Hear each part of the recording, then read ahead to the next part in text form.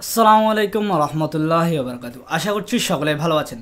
তো আজকের ভিডিওতে আপনাদেরকে জানাতে যাচ্ছি যে কিভাবে আপনারা খুব সহজে অতি জরুরি পাসপোর্টের জন্য আবেদন করতে পারবেন এবং সেটি আপনারা কিভাবে নেবেন, কতদিনে পাবেন এবং বিস্তারিত এই পাসপোর্ট মানে জরুরি পাসপোর্টের নিয়ে আলোচনা করতে যাচ্ছি। তো আশা করছি আজকের ভিডিওটি আপনাদের অনেক উপকারে আসবে।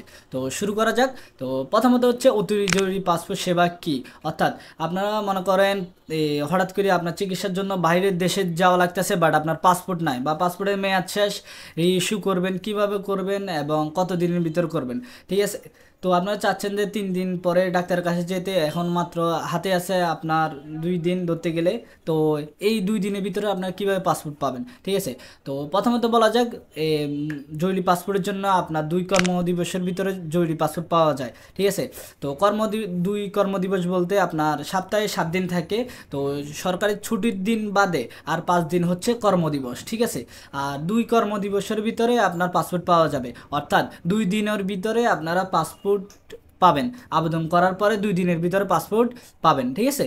তো এই অতি জরুরি পাসপোর্টের জন্য কারা আবেদন করতে পারবেন, ঠিক আছে? প্রশ্ন থাকে না অনেকে যে অতি জরুরি আবেদনের জন্য কি কারা আবেদন করতে পারবেন, সরকারের বাইরে সরকারের ভিতরে যারা আছে তারা, নাকি আপনার সাধারণ জনগণ, ঠিক আছে? তো অতি জরুরি পাসপোর্টের জন্য আপনারা যে কেউ আবেদন করতে পারবেন, আপনারা যদি বাংলাদেশের নাগরিক হয়ে থাকেন, ঠিক আছে?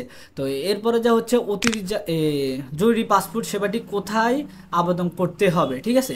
তো অতি জরুরি পাসপোর্টের জন্য আপনারা আপনাদের এলাকার মানে নিজস্ব আঞ্চলিক অফিসে আপনারা আবেদন করতে পারবেন, অর্থাৎ বা বিভাগীয় অফিসে আবেদন করতে পারবেন। তো আপনাদের সবচেয়ে তো সুবিধা হবে আঞ্চলিক অফিসে আবেদন করা, ঠিক আছে? তো আঞ্চলিক অফিসে আপনারা আবেদন করতে পারবেন।